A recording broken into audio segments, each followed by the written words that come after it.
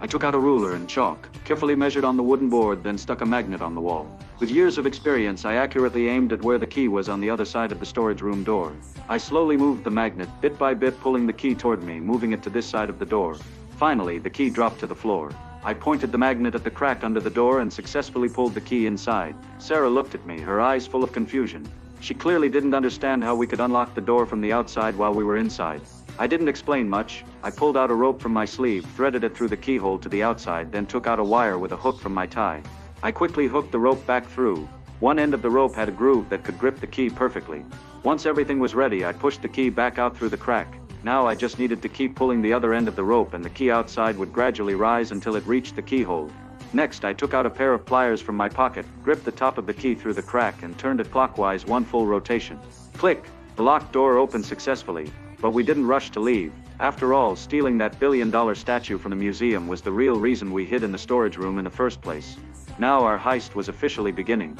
First, I removed the key from the door and sealed the lock with tape. This was to handle any emergencies that might come up later. Then I pulled out a boomerang from my sleeve. Sarah looked at the boomerang in my hand with total confusion. I didn't answer her. I just walked to the main hall and deliberately triggered the laser alarm system around the statue with the boomerang. The piercing alarm went off instantly. I quickly hid back in the storage room and pulled the door shut with the hook. Through the crack, I could hear security guards rushing over. They checked around the hall, and after apparently confirming the statue was fine, they spread out to search for anything suspicious. After a while, I heard more voices and footsteps outside. The police had arrived too. I held my breath and waited quietly. Soon after, the sounds outside gradually faded.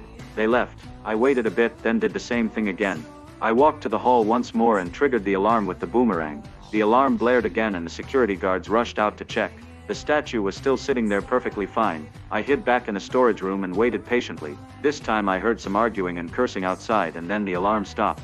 I knew they'd had enough and shut down the alarm system. This was exactly what I wanted. I grabbed a bottle from the bucket, took a deep breath, and slowly walked to the center of the hall.